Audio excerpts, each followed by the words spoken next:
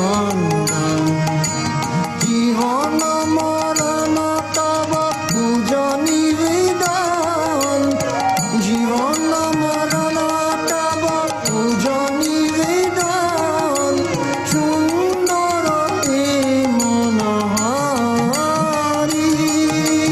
সুন্দর হে মনোহারি কৃষ্ণ মুরারি শ্রীকৃষ্ণ মুরারি মম মন মন্দিরে রহনিশি কৃষ্ণ মুরারি শ্রীকৃষ্ণ মুরারি মম মন মন্দিরে রহনিশি কৃষ্ণ মুরারি শ্রীকৃষ্ণ মুরারি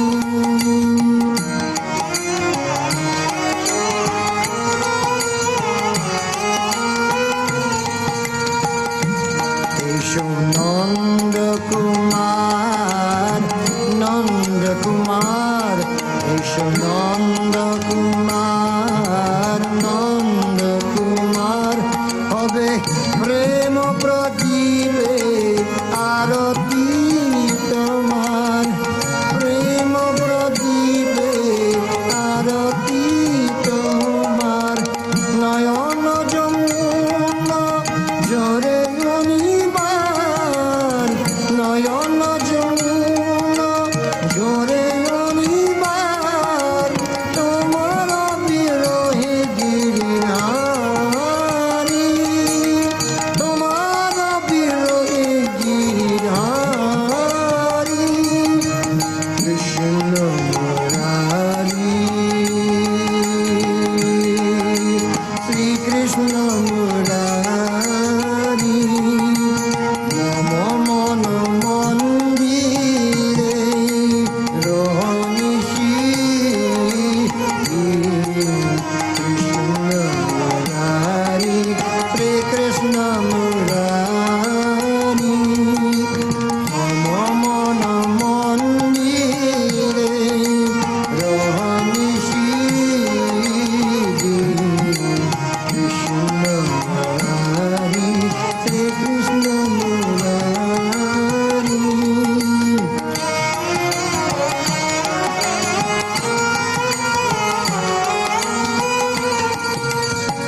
বন্দন গণে তব বজে গো জীবন বন্দন গণে তব বজে গো জীবন কৃষ্ণ মুরারি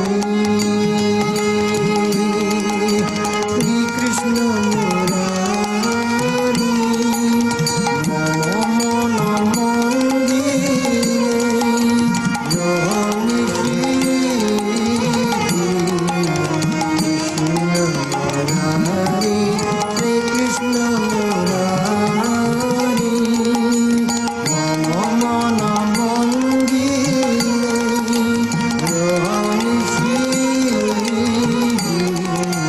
কৃষ্ণ মুরারি শ্রীকৃষ্ণ মুরারি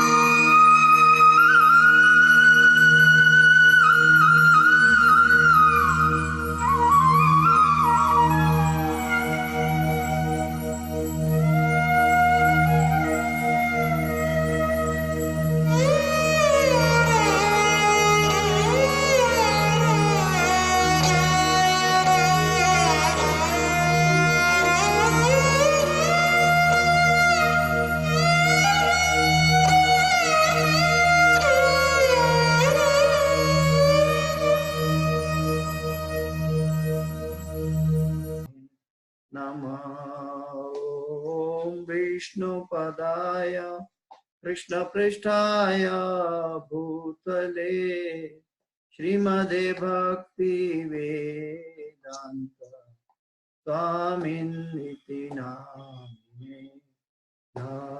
नमस्ते सरस्वती देवे गौरवाणी प्रचारिणे निर्विशेष शून्यवादी पाश्चात्य देशतारिणे जय श्री कृष्ण चैतन्य प्रभु नित्यानंदा श्री अद्वैत गदाधर शिवासादि गौर भक्त वृंद हरे कृष्णा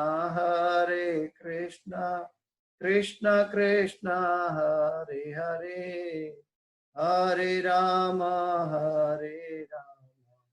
राम राम हरे हरिहराय नमः कृष्ण यादवाय नमः गोपाल गोविंदरा श्रीमधुसूदन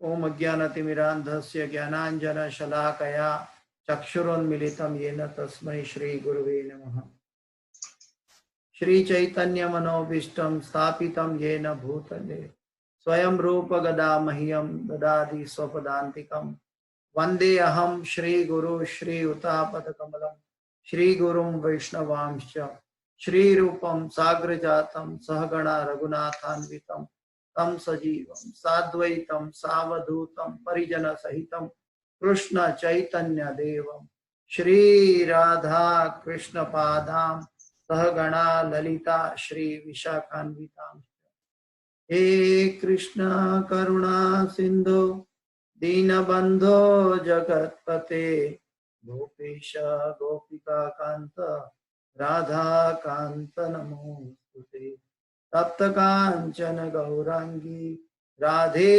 वृंदावनेश्वरी वृषभानुसुते देवी प्रणमामि हरिप्रिये वाञ्छाकल्पतरुभ्यश्च कृपा सिन्धुभ्य एव च पतितानां पावनेभ्यो वैष्णवेभ्यो नमो नमः श्री कृष्ण चैतन्य प्रभु नित्यानंद श्री अद्वैत गदाधर श्रीवासादि गौर भक्त वृंद हरे कृष्ण कृष्ण कृष्ण हरे हरे हरे राम राम राम हरे हरे जयतां सुरतो पंगुर मम मंद मते गतिर मत्सर्वस्व पदाम्भोजो राधा मदन मोहन कृष्णाय वासुदेवाय देवकी नंदनाय च नंद गोप कुमाराय गोविंदाय नमो नमः गोविंदाय नमो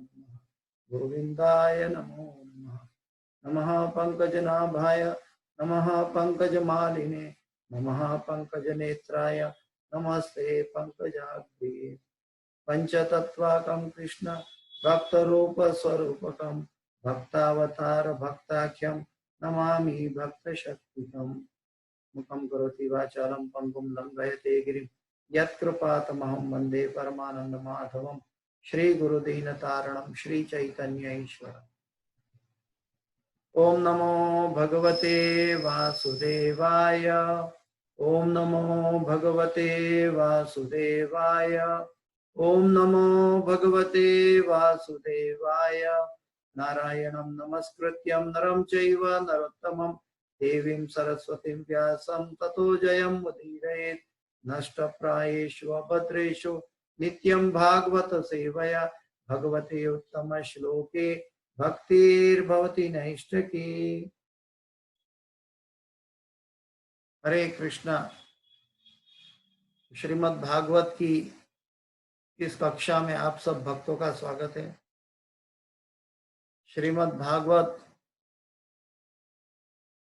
जो अमलम पुराण है, हम सब जानते हैं अच्छी तरह। फिर से मैं रिमाइंड करना चाहूंगा, ये मार्गशीर्ष महीना चल रहा है। गीता में भगवान ने कहा है सभी मास में मार्गशीर्ष मैं हूं,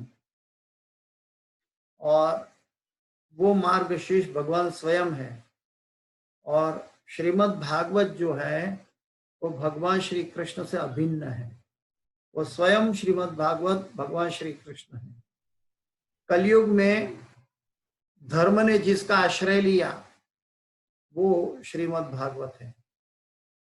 जब भगवान स्वधाम पधार रहे थे तब धर्म ने किसका आश्रय लिया था? श्रीमद् भागवत का। और तब से धर्म श्रीमद् भागवत के आश्रय में है। तो ये श्रीमद् भागवत मार्गशीर्ष महीना में भगवान की और गुरु की कृपा से हम आगे समझने की, पढ़ने की और समझने की कोशिश कर रहे हैं। आज दूसरा अध्याय की शुरुआत होने जा रही है। पहला स्कंद, दूसरा अध्याय, पहला श्लोक और दूसरा श्लोक पे चर्चा करेंगे। दूसरा जो अध्याय है, पहला अध्याय में शौनक ऋषिगण ने 6 प्रश्न किए थे श्रीमद् भागवत के अंतर्गत, और वो 6 प्रश्न के जवाब के रूप में पूरा श्रीमद् भागवत वर्णित है। और वो 6 प्रश्न का जवाब शुरू कर रहे हैं सुत गोस्वामी।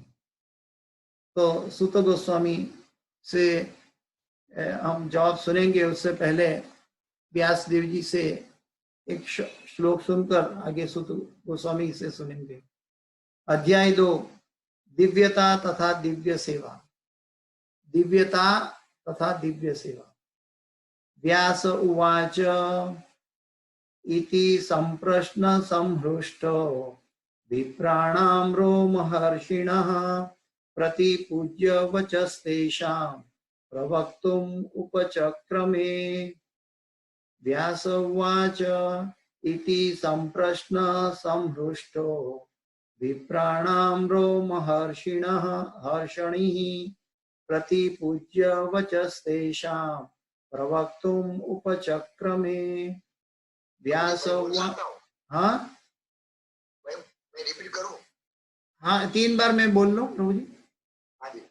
व्यास उवाच इति संप्रश्न संहृष्टो विप्राणां रोमहर्षिणः हर्षणिः प्रतिपूज्य वचस्तेषां प्रवक्तुम् उपचक्रमे।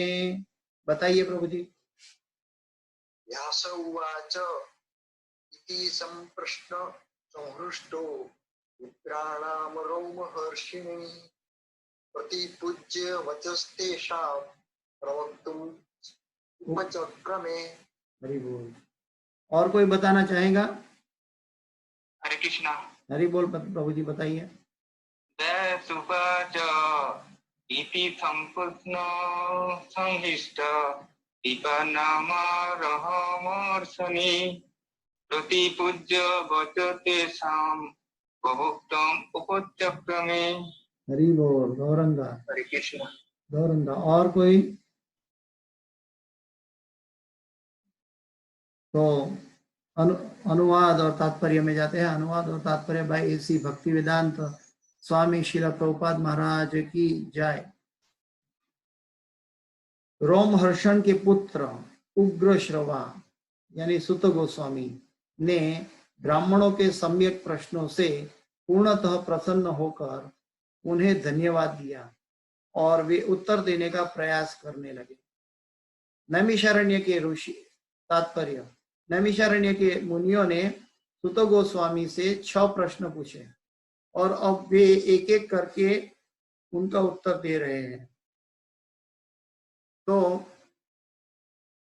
रूपा जी एक वाक्य में तात्पर्य पूरा किया है कि 6 प्रश्नों के जवाब दे रहे हैं सुत गोस्वामी, जो रोमहर्षण के पुत्र उग्र श्रवा के नाम से थे।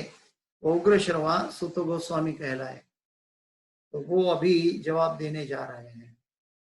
देखिए, प्रश्न ऐसा होना चाहिए कि जिससे हमारी आत्मा का, हमारा मन की और आत्मा की अवस्था का कल्याण हो, और साथ साथ जो लोग सुन रहे हैं वो सभी जीवगण का कल्याण हो।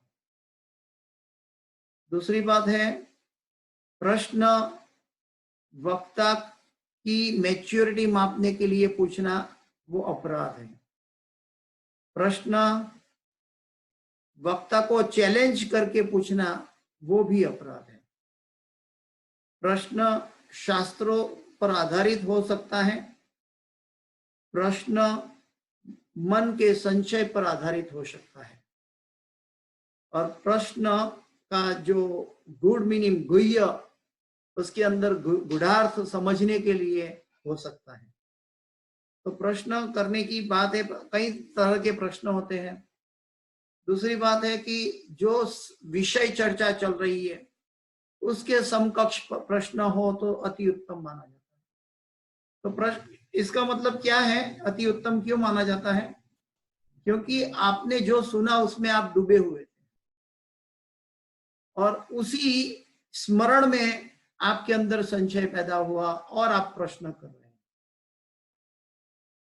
तो जब हम प्रश्न करते हैं तो जनरली प्रभुपाद जी कहते हैं और आचार्यगण बताते हैं कि वो विषय, जो विषय पे चर्चा चल रही है वो विषय के अंतर्गत प्रश्न होना चाहिए। और वक्ता के लिए भी जरूरी है कि जो भी वक्ता उत्तर देने जा रहे हैं वो साधु, गुरु और शास्त्र प्रमाणित हो। अगर वक्ता को वो प्रश्न का जवाब मालूम नहीं है तो उनको कॉन्कोक्शन नहीं करना चाहिए, बल्कि अपने सीनियर डिवोटी या साधु गुरु शास्त्र के द्वारा वो प्रश्न का हल निकालना चाहिए कुछ समय मांग कर।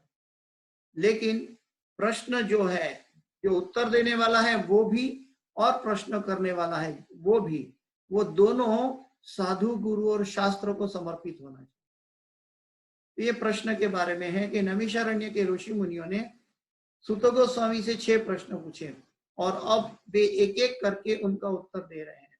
वो 6 प्रश्न कितने गहरे हैं कि जिससे 5000 साल से लोग बारंबार पढ़ रहे हैं और बारंबार उसी में डूब रहे हैं। ये कलयुग में श्री चैतन्य महाप्रभु भी बताते हैं कि कलयुग में अगर हमें जीवन की दिशा, धर्म की दिशा का पता चलाना है तो श्रीमद् भागवत अमलम पुराण है। अमल का मतलब है जिसमें मैल नहीं है। कहीं वेदों में, उपनिषदों में, पुराणों में ये शब्द उपयोग नहीं किया गया कि अमलम। अमलम शब्द श्रीमद् भागवत के लिए उपयोग किया गया है, वो ग्रंथराज है। और अमल का मतलब है इसमें कोई भी सोशल चर्चा नहीं हुई है।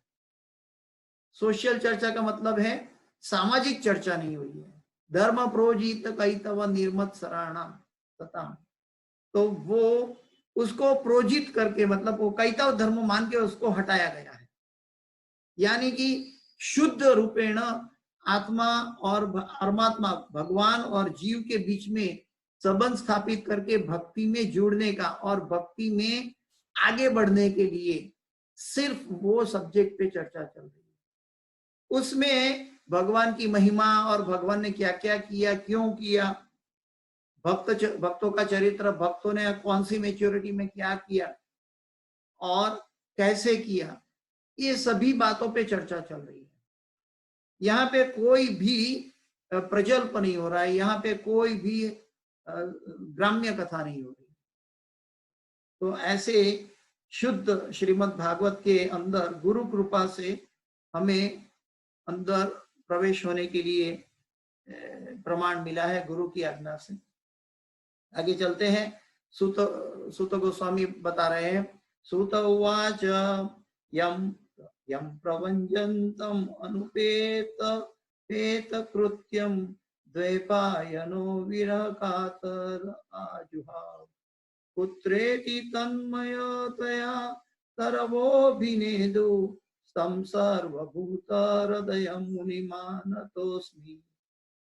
सूत उवाच यं प्रव्रजन्तम् अनुपेतम् अपेतकृत्यं द्वैपायनो विरह कातर आजुहाव पुत्रेति तन्मयतया तरवोभिनेदु तं सर्वभूतहृदयं मुनिमानतोऽस्मि। सूत उवाच यं प्रव्रजन्तम् अनुपेतकृत्यं द्वैपायनो विरह कातर आजुहाव पुत्रेति तन्मयतया तरवोऽभिनेदु स्तं सर्वभूत हृदयं मुनिमानतोऽस्मि। श्रीमद् भागवत के कुछ श्लोक, आगे आने वाले जो श्लोक है वो गीता से थोड़ा अलग है। गीता में श्लोक और ऋचा का समन्वय था। गीता में जो भी श्लोक थे वो 2 लाइन और 4 लाइन के थे। 2 लाइन के श्लोक में 8 अक्षर में 8 चौक 32 अक्षर का श्लोक था, और 4 लाइन वाला जो श्लोक था वो 11 अक्षर का 44 शब्दों का ऋचा था।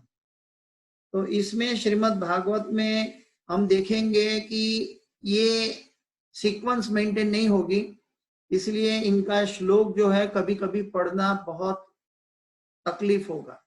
श्रीमद् भगवत गीता का श्लोक पढ़ना बहुत सरल है।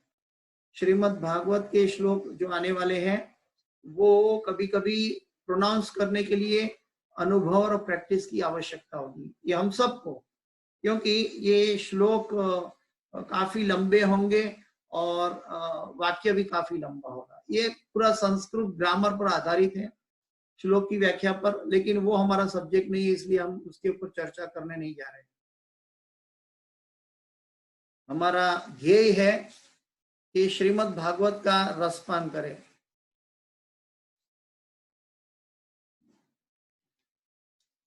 अनुवाद और तात्पर्य भाई श्री भक्तिवेदांत स्वामी श्रील प्रभुपाद महाराज की जय। श्रील सुत गोस्वामी ने कहा, मैं उन महामुनि यानी सुखदेव गोस्वामी को सादर नमस्कार करता हूं जो सबों के हृदय में प्रवेश करने में समर्थ हैं। जब वे यज्ञोपवीत संस्कार अथवा उच्च जातियों द्वारा किए जाने वाले अनुष्ठानों को संपन्न किए बिना संन्यास ग्रहण करने चले गए तो उनके पिता व्यासदेव उनके वियोग के भय से आतुर होकर चिल्ला उठे, हे पुत्र, उस समय जो वैसी ही वियोग की भावना में लीन थे, केवल ऐसे वृक्षों ने शोकग्रस्त पिता के शब्दों का प्रतिध्वनि के रूप में उत्तर दिया। फिर से मैं दोहराऊंगा। श्रील सुत गोस्वामी ने कहा, मैं उन महामुनि सुखदेव गोस्वामी को सादर नमस्कार करता हूं। सुखदेव गोस्वामी व्यासदेव जी के पुत्र थे और सुखदेव गोस्वामी 14 साल माता के गर्भ में रहे। वो बाहर नहीं आना चाहते। वो बाहर क्यों नहीं आना चाहते थे कि वो जान गए थे कि बाहर आएंगे तो मैं ये त्रिगुणमयी माया या कर्म बंधन, माता पिता के साथ ऋणानुबंध या कर्म बंधन मुझे अर्जित हो जाएगा, मुझे कर्म करना पड़ेगा और मैं जन्म मृत्यु जरा व्याधि में शायद डूब सकता हूं। लेकिन वो तो पहले से, आने से पहले से शुद्ध थे। क्यों शुद्ध थे? क्योंकि श्रीमती राधा रानी के शिष्य थे। सुखदेव गोस्वामी जो थे श्रीमती राधा रानी के शिष्य, पूर्व जन्म में तोता थे, हमने पहले देख चुके हैं। तो वो पहले से शुद्ध थे और पहले से ब्राह्मण अवस्था में था। वैसा नहीं कि हम सब जो दीक्षा लेते हैं गुरु के पास तो पहले गुरु आश्रय लेते हैं, क्योंकि हम सब बहुत नीच अवस्था में हैं। पहले 16 माला का जप करके अपने आप को थोड़ा निष्ठावान बनाते हैं, उसके बाद हम गुरु आश्रय लेते हैं। गुरु आश्रय लेने के बाद 1 साल के बाद हमें दीक्षा मिलती है और दीक्षा मिलने के बाद कुछ 4 साल 10 साल के बाद या तो भक्ति शास्त्री का कोर्स करने के बाद हमें ब्राह्मण दीक्षा मिलती है। तो ये ब्राह्मण दीक्षा होने के बाद ही कोई वर्णाश्रम धर्म में ब्राह्मण दीक्षा लेने के बाद ही कोई सन्यास ले सकता है, लेकिन विरक्त हो सकता है, मेरा कहने का मतलब। लेकिन जो सुखदेव गोस्वामी थे, वो सुखदेव गोस्वामी पूर्व जन्म से ब्राह्मण अवस्था में स्थित थे, वो सर्वोच्च अवस्था में स्थित थे। इसीलिए जैसे उन्होंने 14 साल के बाद माता के गर्भ से, माता पिता ने भगवान से प्रार्थना की, वो अपने पुत्र को भी प्रार्थना की, तब पुत्र स्वयं बाहर आकर सीधा जंगल में चले गए निर्वस्त्र। जंगल में, क्योंकि वो पहले से अवधूत थे, उनको शरीर के बारे में कोई ज्ञान नहीं था। ज्ञान का मतलब है कि उनको शरीर की कुछ से कंप्लीट विरक्ति थी और वो आत्मा उन्नति के लिए, आत्मा की आध्यात्मिक उन्नति के लिए फोकस्ड थे। और सीधा जन्म हुआ तो सुखदेव गोस्वामी सीधा जंगल में चल दिए। अभी आज के युग में हम सोचते हैं कि 14 साल माता की वूम में कैसे रहेंगे और कैसे इतना बड़ा व्यक्ति, टीनेजर व्यक्ति, लेकिन ये पूर्व काल में ये सभी आध्यात्मिक शक्ति के द्वारा ये संभव था। दूसरी बात है कि इस अनुवाद में हम देखते हैं कि मैं उन महामुनि सुखदेव गोस्वामी को सादर नमस्कार करता हूं जो सबों के हृदय में प्रवेश करने में समर्थ है। जो ब्राह्मणिकल के बाद जो संन्यास अवस्था होती है, जो गुरु तत्व है, वो गुरु तत्व के अंदर भगवान के द्वारा, परंपरा के द्वारा ऐसी शक्ति है कि शिष्य की आंखों से शिष्य के हृदय के मैल को, मन के मैल को वो जान सकते हैं। जैसे कभी कभी हम गुरु महाराज के पास प्रश्न लेकर जाते हैं तो गुरु महाराज प्रश्न का जवाब देने से पहले हम कितने पानी में है, शिष्य उनका कितने पानी में है, वो अपने खाली आंखों में देखकर जान लेते हैं, वो बताते नहीं। उसका कई प्रमाण शिष्यों को मिल चुका है, क्योंकि कभी कभी जो पूछने जाते हैं उसके लिए क्या क्या जरूरी है वो जवाब गुरु महाराज देते हैं। मुझे एक छोटा सा अनुभव है, मैं बताऊंगा तात्पर्य से पहले गुरु महाराज के बारे में। कि गुरु महाराज को एक बार मैंने प्रश्न किया था कि मैं धाम यात्रा करना चाहता हूं, तो धाम यात्रा कैसे करूं, उसके बारे में, मेरा धाम यात्रा के बारे में ये शेड्यूल है, मुझे कृपया आदेश दे कि मैं आपका आशीर्वाद से वृंदावन यात्रा और मायापुर यात्रा कर सकूं। तो उनको पता था कि उस समय तो मैंने तो ईमेल से पूछा था, लेकिन गुरु के अंदर वो शक्ति है कि हमारे अंदर छिद्र है, हमारे बर्तन के अंदर कहाँ छिद्र है, गुरु को अच्छी तरह पता होता है। तो उन्होंने मुझे जो जवाब दिया, वो जवाब पढ़कर मैं चौंक गया था, क्योंकि उससे पहले जब मैंने धाम यात्रा की थी, जब नया था, बिल्कुल नया था, मैं इस्कॉन में नया जुड़ा था और इस पहली बार ऐसे व्रज यात्रा की थी और व्रज का महात्म्य भी नहीं जानता था, न व्रजवासियों का महात्म्य जानता था। और तब मैं बहुत यंग उम्र में, युवान अवस्था में मैं था और परिवार को लेके मैं वृंदावन गोकुल की यात्रा में चल पड़ा था। और उस समय मैंने व्रजवासी के साथ धाम अपराध किया था, वो पहले उसके गुरु महाराज को यात्रा का पूछने से पहले की यात्रा में। तो गुरु महाराज ने दूसरी यात्रा में जब पूछा 3 साल के बाद, गुरु महाराज को पहले का पता नहीं था कि मैंने ऐसा ब्रजवासी से धाम अपराध करके आया हूं, न मुझे उस बात के बारे में कोई मन में सीरियसनेस थी। लेकिन जब दूसरी बार पूछा मैंने, शिक्षा गुरु ने रास्ता दिखाया ऐसे, तो गुरु ने सबसे पहले मुझे जवाब दिया कि आप सबसे पहले, मैं आपको बता देना चाहता हूं कि आप धामवासी और धाम के प्रति अपराध मुक्त व्यवहार करें। गुरु महाराज का जवाब था कि आप धाम और धामवासी के प्रति अपराध मुक्त व्यवहार करें धाम जाने से पहले। अभी ये जो पहले घटना हुई थी वो तो मैंने गुरु महाराज से कभी शेयर भी नहीं की थी, और वो मेरी इमेच्योर अवस्था में मुझे धाम के प्रति एक बस देख लेना है, जान लेना है, खुद व खुद करना है, कोई मतलब क्या अहंकार के साथ में घूम रहा था, नया जुड़ा था पहली बार। तो ये गुरु को पता था कि मैंने क्या की करके आया हूं मैं धाम के प्रति। तो जब मैंने दूसरी बार पूछा तो गुरु महाराज ने तुरंत मुझे पकड़ा कि तुम्हारा पहले ये छिद्र बंद करो। तो आज यहाँ पे सूत गोस्वामी भी ये बात कह रहे हैं सुखदेव गोस्वामी के बारे में कि मैं उन महामुनि सुखदेव गोस्वामी को सादर नमस्कार करता हूं जो सबों के हृदय में प्रवेश करने में समर्थ है, सबों के हृदय में। हम जैसे गीता के 4थे अध्याय के 34वें श्लोक में जानते हैं कि तद विद्धि प्रणिपातेन परिप्रश्नेन सेवया उपदेक्षन्ति तद ज्ञानम ज्ञानिनास तत्वदर्शिना। जिन्होंने तत्व का दर्शन किया है वो तत्व का दर्शन का मतलब है मैच्योरिटी, जिन्होंने अनुभव किया है।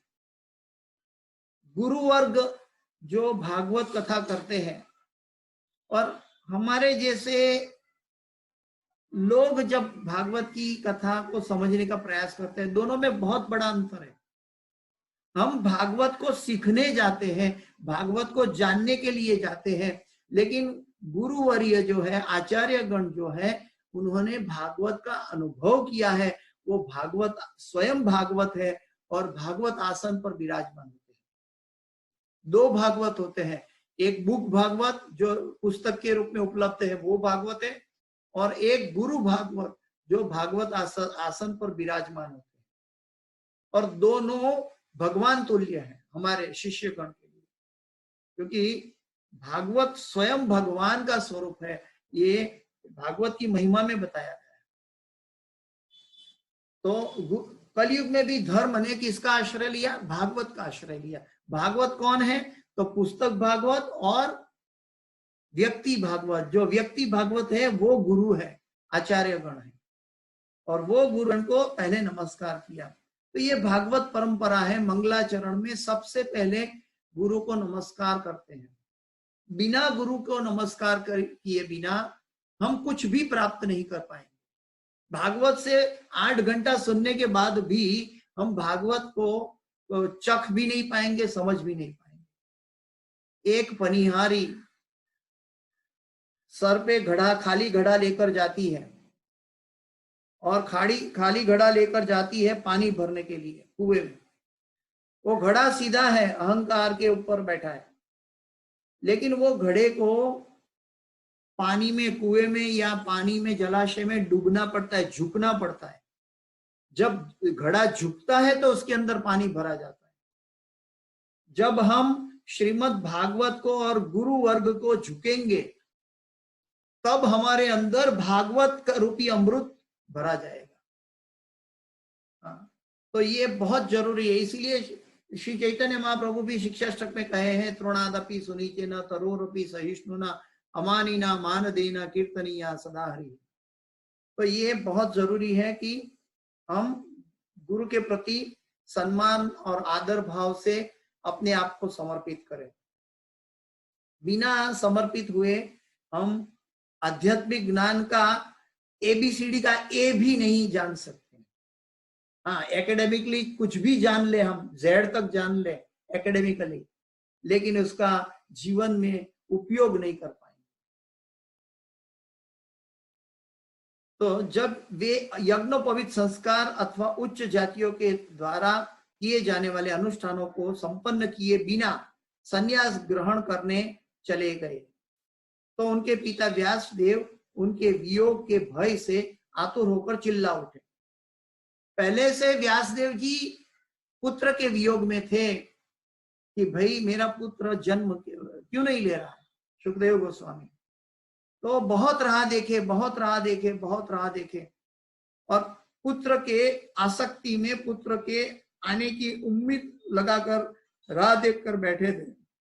और उन्होंने चर्चा की कि जैसे बाहर आऊंगा तो मैं चला जाऊंगा। और जैसे वो चले गए सुखदेव गोस्वामी जंगल की ओर,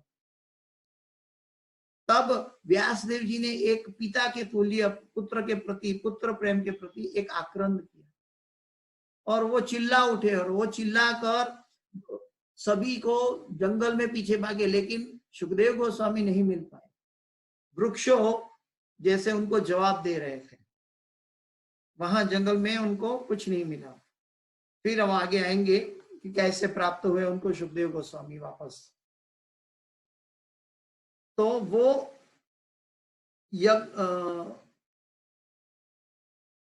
उच्च जातियों द्वारा किए जाने वाले अनुष्ठानों को संपन्न किए बिना संन्यास ग्रहण करने वाले संन्यास ग्रहण करने चले गए, तो उनके पिता, संन्यास ग्रहण का मतलब है विरक्ति में चले गए। और जो यहाँ पे बताया कि उच्च जातियों के किए जाने वाले अनुष्ठानों यानी कि ब्राह्मणिकल दीक्षा उनके लिए जरूर नहीं था, क्योंकि वो स्वयं ब्राह्मण से ऊपर परम वैष्णव के समकक्ष थे। इसलिए वैष्णव इसमें बताया गया है प्रभुपाद जी के द्वारा कि वैष्णव किसको कहते हैं, ये बहुत जानना जरूरी है। तो आज के तात्पर्य में प्रभुपाद जी से हम समझेंगे कि वैष्णव किसको कहा जाता है। आगे बताया अनुवाद में कि वो व्यासदेव उनके वियोग के भय से आतुर होकर चिल्ला उठे, हे पुत्र, उस समय जो वैसे ही योग की भावना में लीन थे, केवल ऐसे वृक्षों ने शोकग्रस्त पिता के शब्दों का प्रतिध्वनि के रूप में उत्तर दिया। वृक्षों ने यानी कि उनको पुत्र का जवाब नहीं मिला, पुत्र चले गए विरक्ति में। तो तात्पर्य में प्रभुपाद जी से सुनते हैं और समझने की कोशिश करते हैं।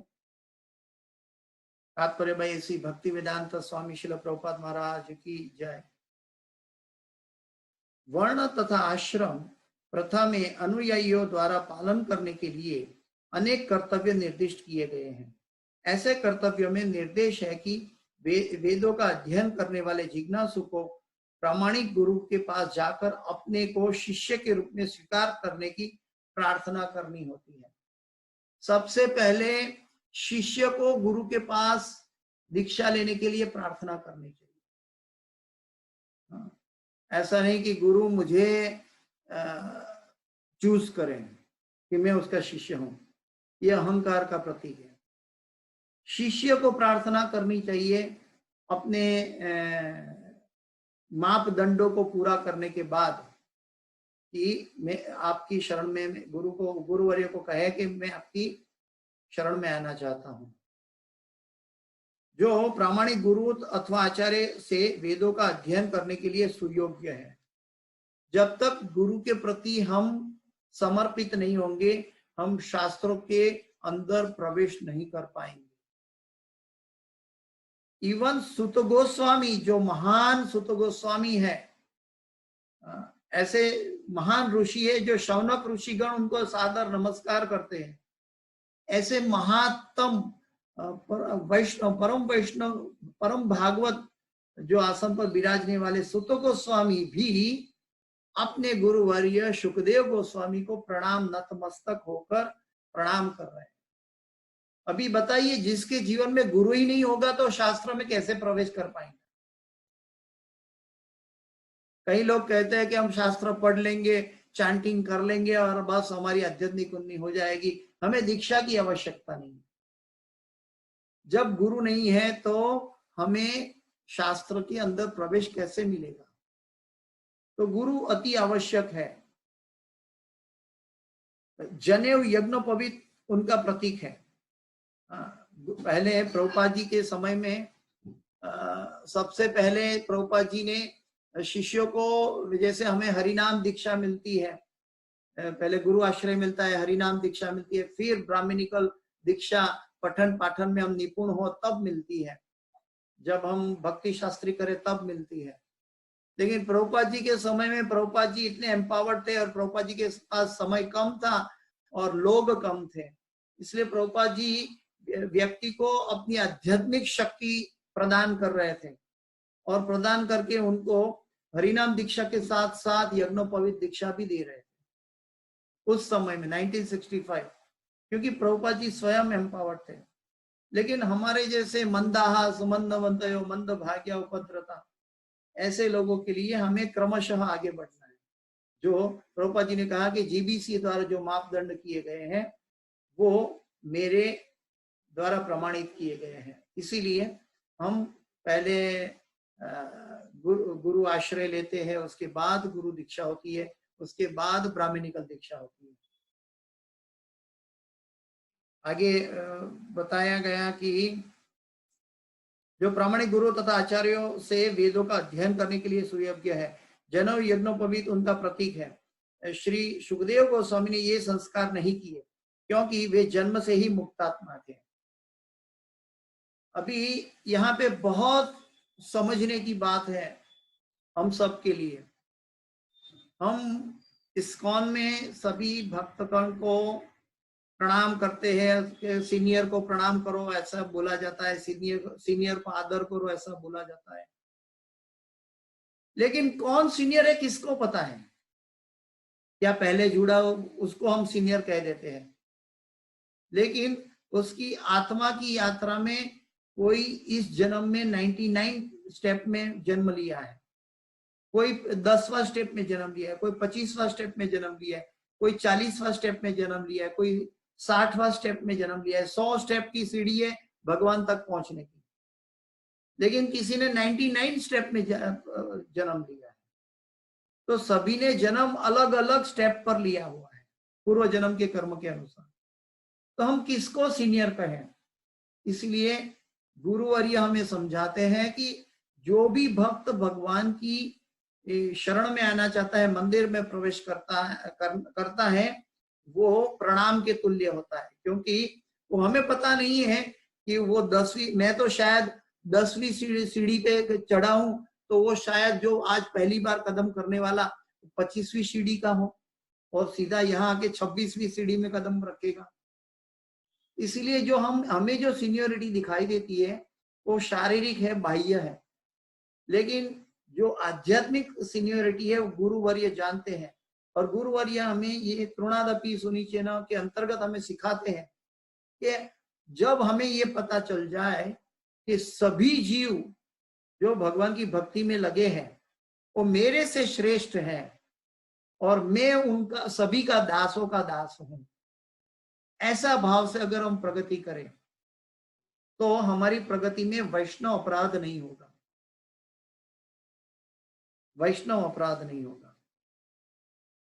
तो क्योंकि वे जन्म से ही मुक्तात्मा थे, क्योंकि सुखदेव गोस्वामी जन्म से मुक्तात्मा थे, तो उनके लिए ये यज्ञोपवीत से भी ऊपर पहले तो ब्राह्मण बनना होता है, ब्राह्मण के बाद वैष्णव बना जाता है। बिना ब्राह्मण बने हम वैष्णव नहीं बन सकते, ये प्रभुपाद जी समझाते हैं। सामान्य रूप से मनुष्य साधारण जीव के रूप में जन्म लेता है और शुद्धिकरण संस्कारों के द्वारा उसका दोबारा जन्म होता है यज्ञोपवीत।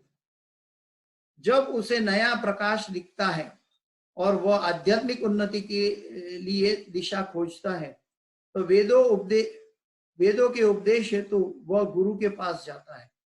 गुरु केवल निष्ठावान जिज्ञासु को ही शिष्य के रूप में अपनाते हैं और उसे यज्ञोपवीत प्रदान करते हैं। यज्ञोपवीत प्रदान करना,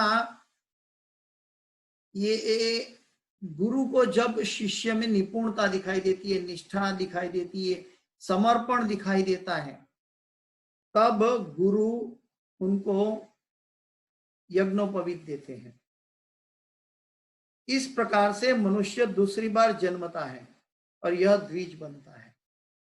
हमारे एक पहला जन्म है हमारा माँ बाप और दूसरा जन्म है हमारे गुरु।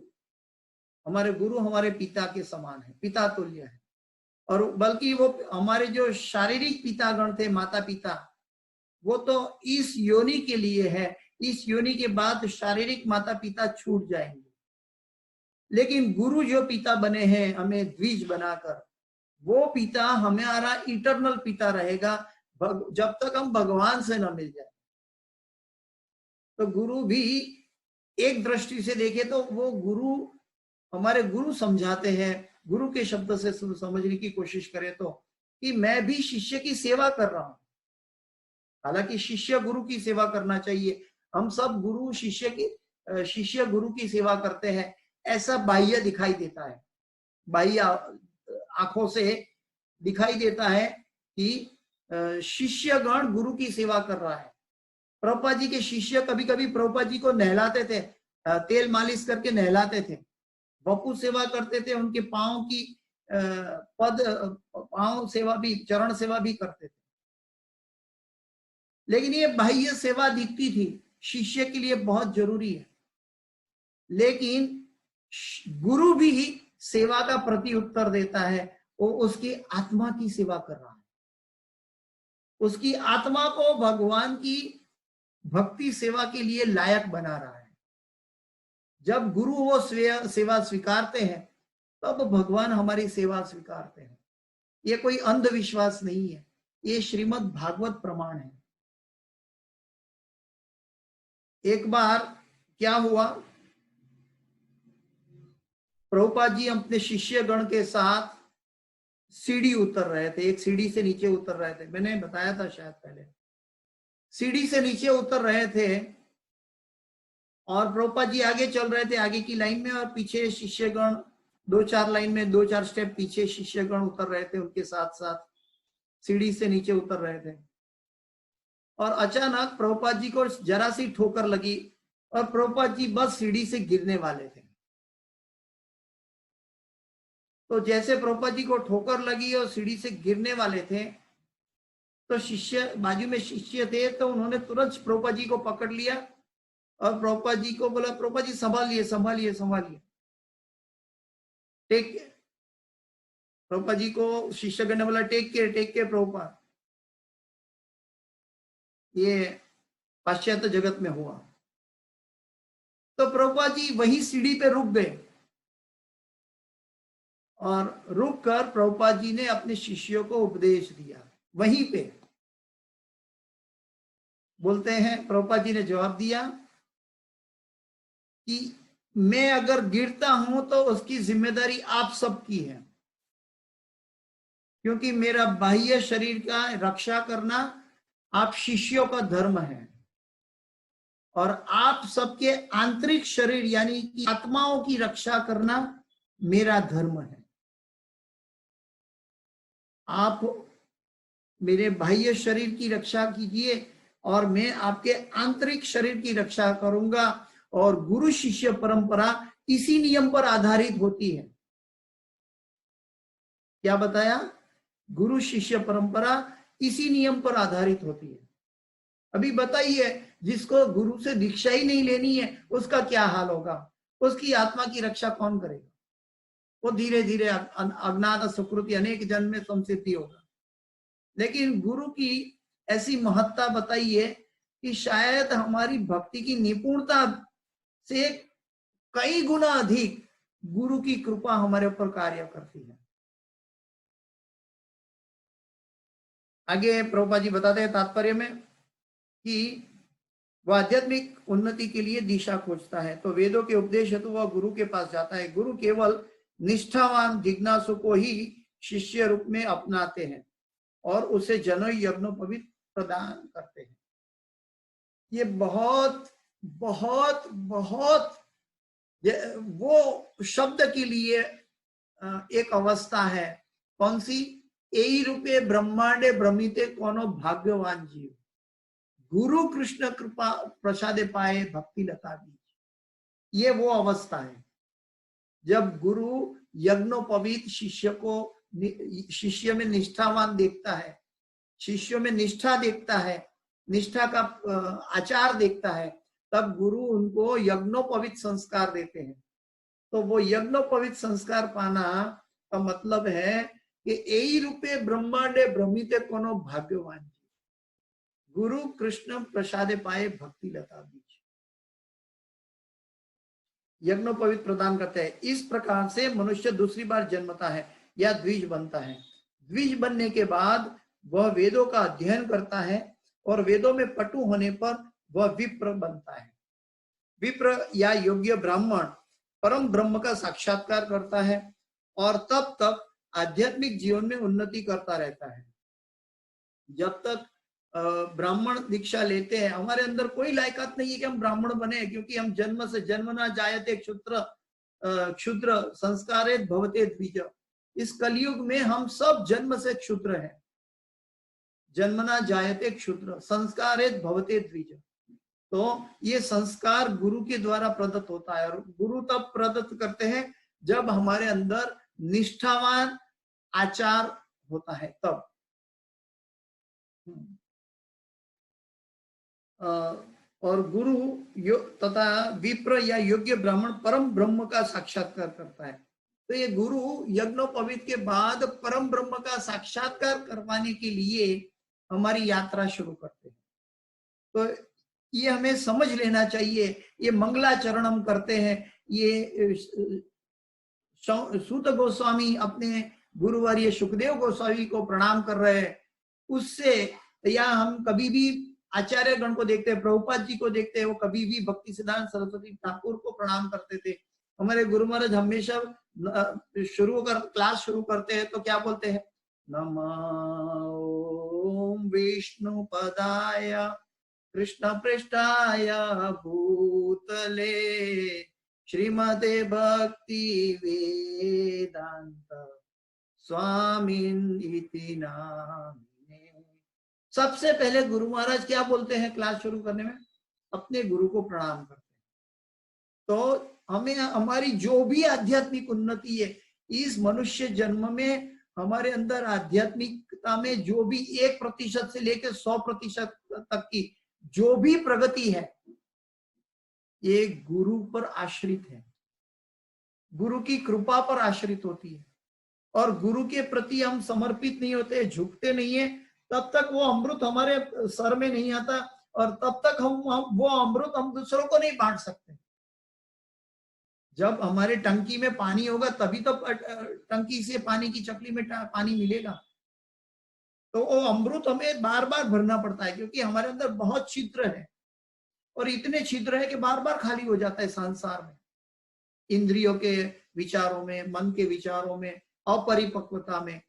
तो हमें बार बार, अनेक बार, करोड़ों बार गुरु के चरणों में प्रणाम करना चाहिए। ये हमारे प्रीचर वर्ग को, जिसको प्रीचर बनना है, श्रीमद् भागवत या भगवत गीता का प्रीचर बनना है, प्रचार करना है, जिसको भगवान का प्रेमी बनना है, प्रचार करना है, उनके लिए एक ये सीक्रेट क्लू है कि वो अपनी सभी योग्यता गुरु के चरणों में समर्पित कर दे, और वो समझ ले कि गुरु की चरण की रज वो स्वयं है बस। और वो भी चरण रज इसीलिए बनी है क्योंकि गुरु ने वहां कदम रखा है। अगर गुरु वहां कदम नहीं रखते तो वो गुरु की चरण रज नहीं बन सकता। तो ये गुरु की अनुकंपा है।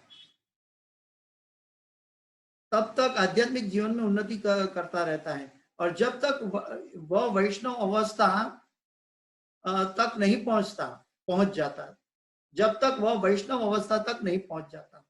हाँ, देखिए वैष्णव किसको कहते हैं, प्रभुपाद जी समझाते हैं कि विप्र बनता है, यानी ब्राह्मण दीक्षा लेता है, या योग्य ब्राह्मण परम ब्रह्म का साक्षात्कार करता है, और तब तक आध्यात्मिक जीवन में उन्नति करता रहता है, जब तक वह वैष्णव अवस्था तक नहीं पहुंच जाता।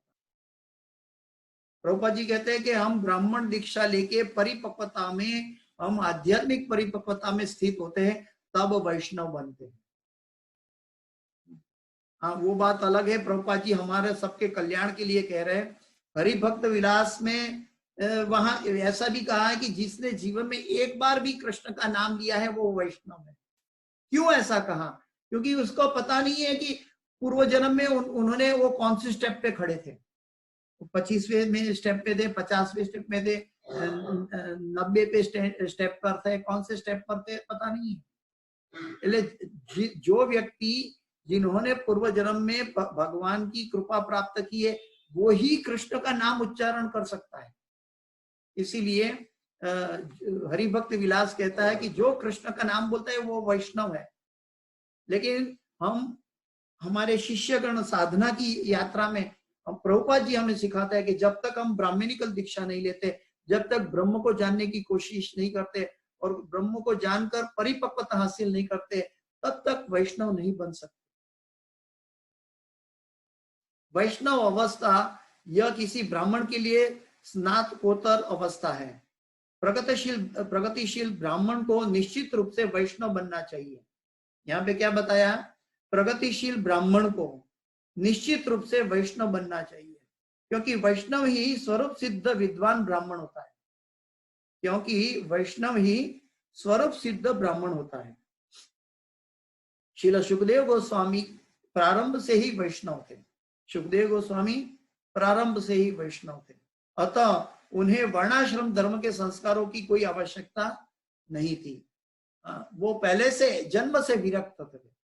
हम सब क्या करते थे, हम सब क्या करते हैं कि पहले ब्रह्मचर्य अवस्था, फिर गृहस्थ अवस्था, फिर वानप्रस्थ अवस्था, 60 साल तक वानप्रस्थ अवस्था, उसके बाद संन्यास अवस्था में मैच्योरिटी के अनुसार प्रवेश कर सकते हैं अगर सांसारिक जिम्मेदारी नहीं है तो। लेकिन जो हमारे 60 साल के बाद की जो परिपक्वता है, आध्यात्मिक परिपक्वता जो गुरु द्वारा प्रदत्त की गई है, वो परिपक्वता सुखदेव गोस्वामी को जन्म से थी, इसलिए उनको वर्णाश्रम की जरूरत नहीं थी। श्रील सुखदेव गोस्वामी प्रारंभ से ही वैष्णव थे, अतः उन्हें वर्णाश्रम धर्म के संस्कारों की कोई आवश्यकता नहीं थी। वर्णाश्रम धर्म का चरम लक्ष्य अपरिष्कृत मनुष्य को भगवान के शुद्ध भक्त या वैष्णव में बदलना है। वर्णाश्रम धर्म का चरम लक्ष्य अपरिष्कृत मनुष्य को भगवान के शुद्ध भक्त या वैष्णव में बदलना है। तो वर्णाश्रम धर्म का जो उद्देश्य है वो कनिष्ठ अधिकारी से लेके उत्तम अधिकारी बनना है। जो जन्मना जायते क्षुद्र, ब्राह्मण क्षत्रिय वैश्य क्षुद्र, तो जन्म से हम क्षुद्र थे और ब्राह्मण से भी ऊपर उठकर गुणातीत बनकर हमें वैष्णव बनना है। तो ये मनुष्य जीवन का ध्येय है, ओरिजिनल ध्येय है, ये श्रीमद् भागवत बताता है हमें। अतः जो व्यक्ति उत्तम अधिकारी वैष्णव द्वारा स्वीकृत किए जाने पर वैष्णव बन जाता है, चाहे उसका जन्म या पूर्व कर्म कैसे भी रहे हो, उसे ब्राह्मण माना जाता है। श्री चैतन्य महाप्रभु ने इस सिद्धांत को स्वीकार किया था कि श्रील हरिदास ठाकुर को नामाचार्य बनाया था। श्री चैतन्य महाप्रभु ने भी ऐसे बाह्य दृष्टि से देखे तो वो मुस्लिम कुल में जन्म लिए थे, लेकिन उनको नामाचार्य का पदवी दिया था किसने? श्री चैतन्य महाप्रभु। और चैतन्य महाप्रभु कौन है? श्री कृष्ण चैतन्य, राधा कृष्ण नहीं अन्य। तो उन्होंने हरिदास ठाकुर को नामाचार्य की अवधि दी थी। क्यों? क्योंकि वो एक दिन में 3 लाख बार भगवान का नाम का जप करते थे, तो नामाचार्य बनाया गया था। यद्यपि हरिदास ठाकुर का जन्म एक मुसलमान परिवार में हुआ था, तो हमारा जन्म कोई भी परिवार में हो, लेकिन हमारी आध्यात्मिक उन्नति अगर हम निष्ठा से करना चाहे, चतुर्वर्ण्यम मया सृष्ट गुण कर्म विभागशः, जो गुण और कर्म से अपने आप को उठाता है वो, तो अपने गुण और कर्म का मतलब है हमारी साधना ठीक हो, भक्तों के संग के द्वारा, सत्संग के द्वारा हमारी साधना परिपक्व अवस्था में जाए, फिर हम गुरु के पास दीक्षा तुल्य बने, दीक्षा ले, गुरु का आशीर्वाद प्राप्त करें, वहां तक हमें प्रयत्न करना चाहिए। प्रभुपाद जी बताते हैं कि मनुष्य जन्म ब्राह्मण बनने के लिए हुआ है। मनुष्य जन्म किसके लिए बना है? सगुणान समति दैत्यान ब्रह्म भूयाय कल्पते। तो ओरिजिनल हमारा जन्म ब्राह्मण अवस्था प्राप्त करने के लिए बना है। कम से कम ये मिनिमम क्वालिफिकेशन है मनुष्य जीवन का। ब्राह्मण बनने के बाद वैष्णव बनना वो हमारा एक्चुअल बैंक बैलेंस बनेगा। ब्राह्मण बनना ये मनुष्य बनने की परिपक्वता है। अतः निष्कर्ष यह है कि श्रील सुखदेव गोस्वामी जन्म से ही वैष्णव थे, अतः वे ब्राह्मणत्व से समन्वित थे। उन्हें किसी प्रकार के संस्कार करने की आवश्यकता न थी। कोई भी निम्न कुल में उत्पन्न व्यक्ति, चाहे वह किरात हो या हूण, आंध्र, पुलिंद, पुलकश, आभीर, शुंभ, यवन, खस या इनमें से भी निम्न हो, वैष्णव की कृपा से उसका उद्धार हो जाता है। हम देखते हैं कि आज हम सुत गोस्वामी से सुनने जा रहे हैं और सुत गोस्वामी सुखदेव गोस्वामी को प्रणाम कर रहे हैं, लेकिन सुत गोस्वामी स्वयं जो बाह्य रूप से देखे तो सुत गोस्वामी क्षुद्र थे, इसीलिए तो सुत कहा गया, लेकिन फिर भी वो महान वैष्णव थे। इसीलिए श्रीमद् भागवत उनके द्वारा उनका उच्छिष्ट हमें पान हो रहा है।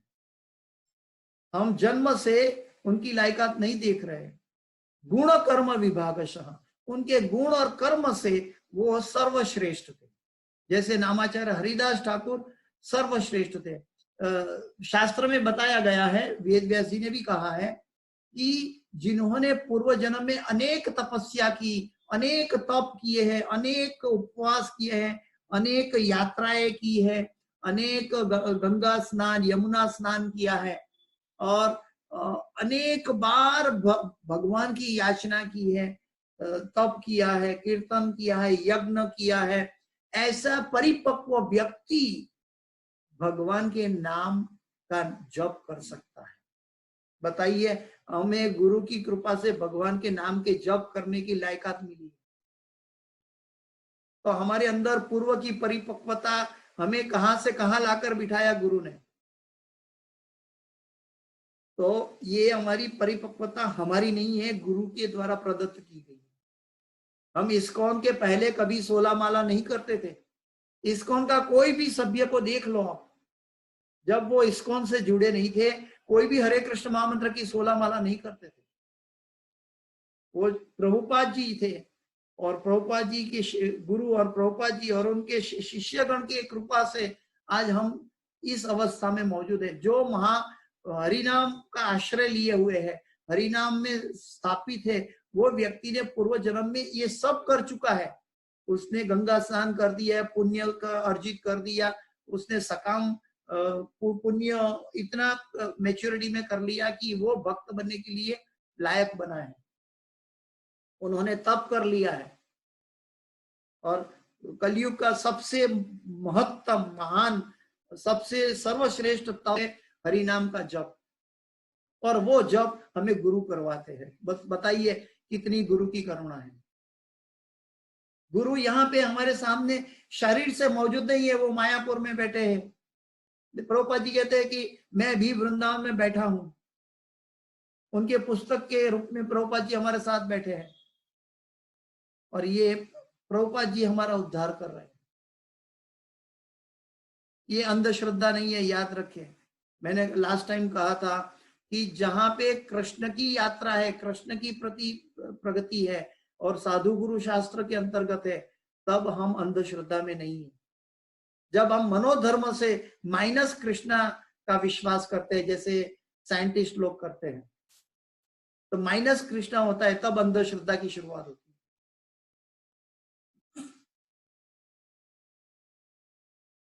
वैष्णव की कृपा से उसका उद्धार हो जाता है और वह सर्वोच्च दिव्य पद को प्राप्त करता है। वैष्णव की कृपा का मतलब दूसरी बात है कि हम 100 जन्म की भक्ति कर ले बिना गुरु दीक्षा लिए, बिना गुरु दीक्षा लिए अगर हम 100 जन्म की भक्ति कर ले तो भी एक राई के दाने के बराबर है।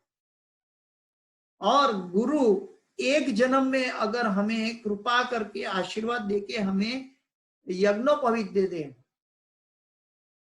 तो एक हिमालय पहाड़ के समान भगवान की हमारे पर करुणा और वर्षा हो गई। मान लो कई लोग कहते हैं कि गुरु महाराज हमारे सर पे हाथ रखेंगे तो हमें आशीर्वाद मिलेगा। नहीं, गुरु जब हमें सबको योग्य मानते हैं तब गुरु हमें महामंत्र देते हैं और गायत्री मंत्र देते हैं, तब हमें हमारे अंदर करुणा ऑलरेडी इंस्टॉल कर देते हैं गुरु महाराज। ये बात अलग है कि हम उसको कैसे बाहर निकालें। हमारा आचार प्रचार से हम उसको बाहर निकाल सकते हैं और वह सर्वोच्च दिव्य पद को प्राप्त करता है। श्रील सुखदेव गोस्वामी श्री सुत गोस्वामी के गुरु थे। अतः वे नैमिषारण्य के मुनियों के प्रश्नों के उत्तर देने के पूर्व अपने गुरु को नमस्कार करते हैं। ओम अज्ञानतिमिरान्धस्य ज्ञानांजन शलाकया चक्षुरुन्मीलितं येन तस्मै श्री गुरुवे नमः। मुकम करोति वाचालम, मुकम करोति, जो गुंगे को भी बुलवाते हैं, मेरे जैसे गुंगे को भी बुलवाते हैं। पंगुम लंघयते गिरिम, जो लंगे पांव है, जिसके पांव भी कटा हुआ है, उसको हिमालय की गिरी पर्वत पर चढ़ा देते हैं। ऐसे गुरु को मेरा सादर नमस्कार। जो दुनिया के प्रजल्प लेकर आया था इस दुनिया में श्रीमद् भागवत का अमृत भरने वाले गुरु को प्रणाम।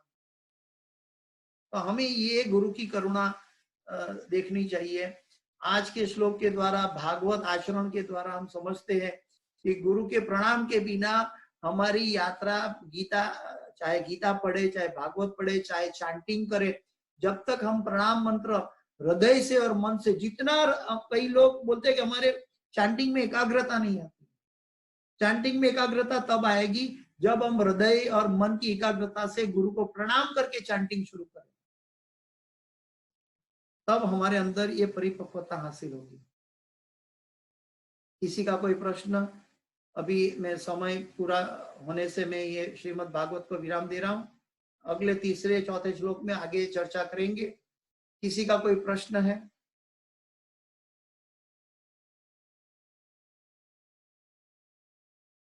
हाँ प्रभु।